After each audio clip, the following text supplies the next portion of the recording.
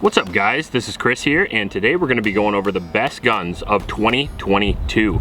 Now this is a list we do every year. We go over all the best guns we've reviewed in the year. The criteria for this list are going to not only be how it performed, but kind of what category it's in, mixed with how much it costs. There's going to be some expensive guns on the list, there's going to be some affordable guns on the list, we're going to have some handguns, rifles, and everything in between. With that being said, first I want to mention my page supporters. Thank you guys very much. You purchased a bunch of guns on the channel, and I appreciate you guys a lot.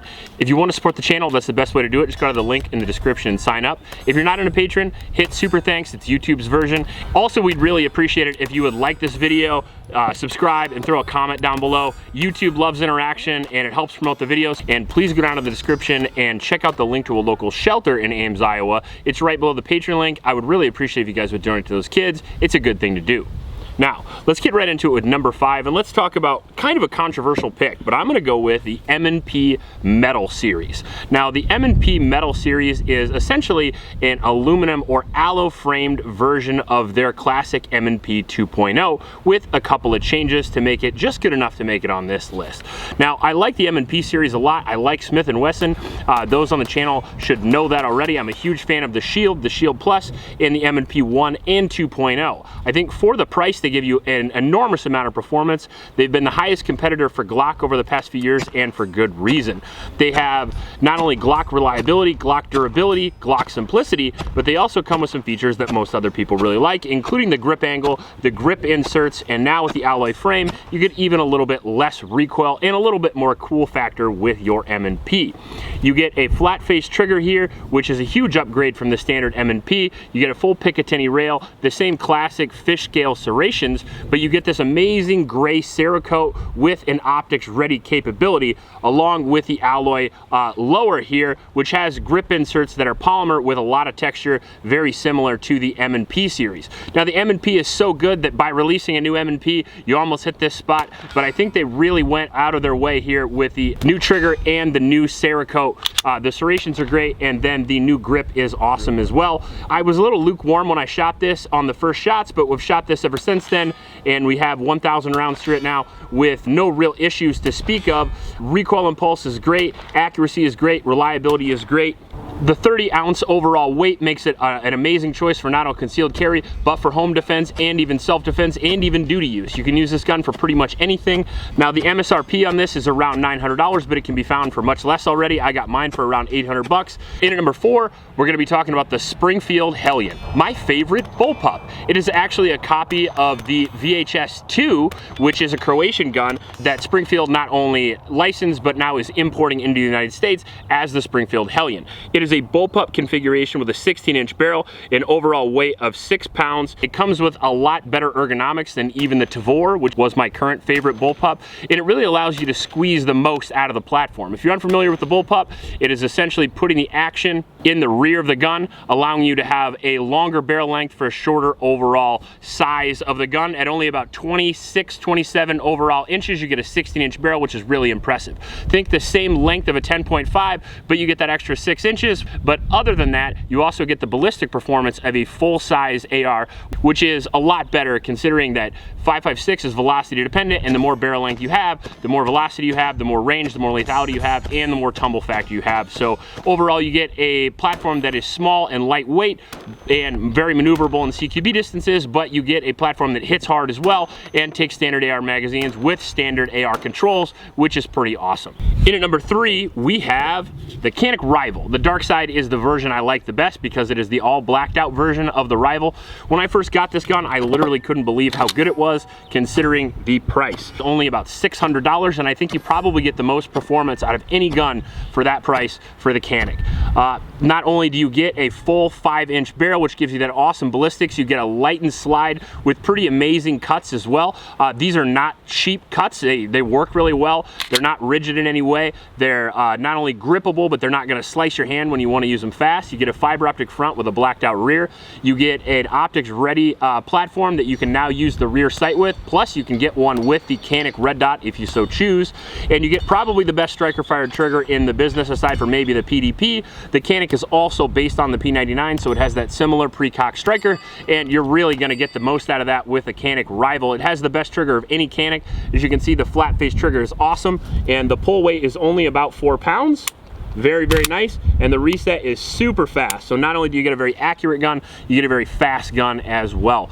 Add the back straps, the 3 magazines you get, the extended magazine release, and you essentially get everything you would ever need to go out and race for only $600. Many people have won championships with these now, so they're not inferior to their competitors anymore, and I gotta tell you, Canik really knocked it out of the park with this one. For 600 bucks, I'd absolutely recommend it.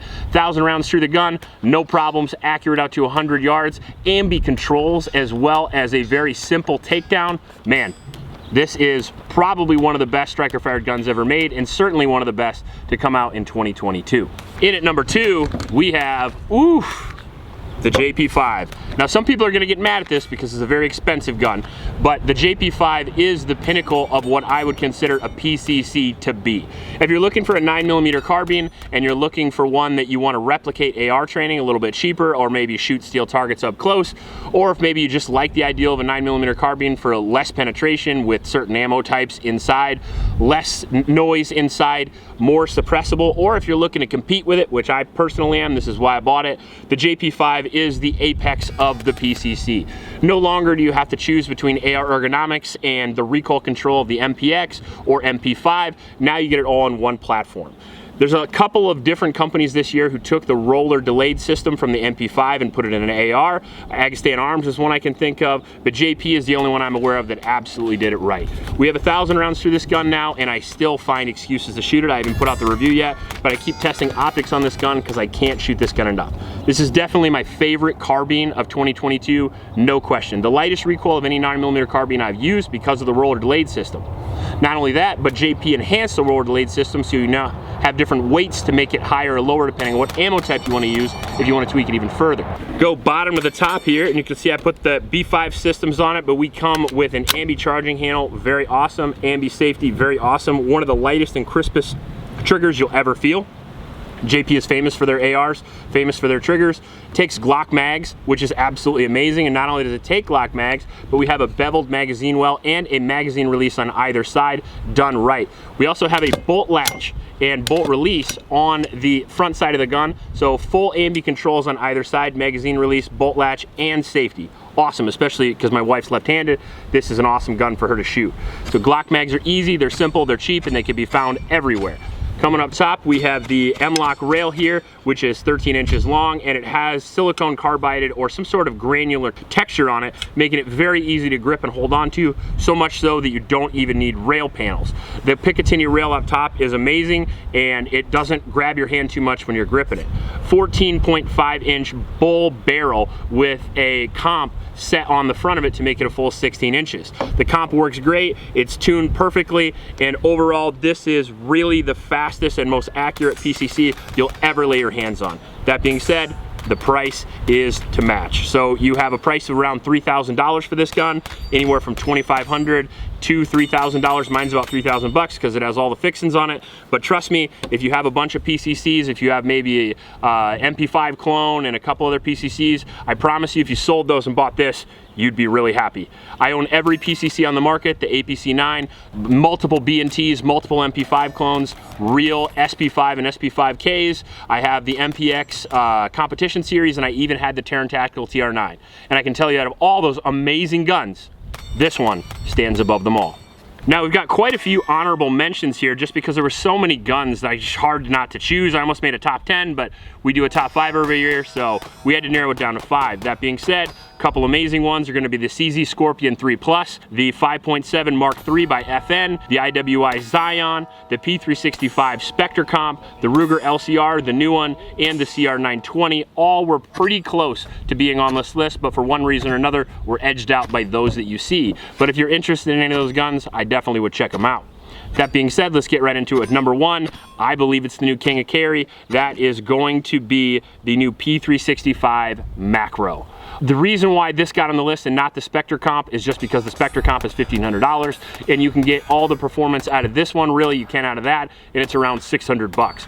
The P365 Macro is the large version of the P365 that Sig put out this year. 17 round magazines in a gun that's very, very small. Because they use the P365 staggered magazine technology, you can fit even more rounds in a smaller grip. It's got a smaller grip than a Glock 19, a smaller overall profile than a Glock 19, but you have a 17 17+1 capability with this gun, and that's absolutely fantastic. 4-inch barrel with the comp on it, very nice, comes with a comp included, comes red dot ready out of the box, comes with HD night sights, which is absolutely fantastic, serrated magazine release, a Picatinny rail so you can put your lights and lasers and coffee makers and shit on there, good controls, not sticky out of the box or anything like that, very, very accurate, and a very good trigger to match, which, man, I gotta tell you, as far as SIG's gone, the P365 is really knocking it out of the park, and if you get one of these, you throw a red dot on it, you're gonna be able to have fast and accurate follow-up shots close, shoot at 100 yards, and you're gonna be able to do that with a gun that only has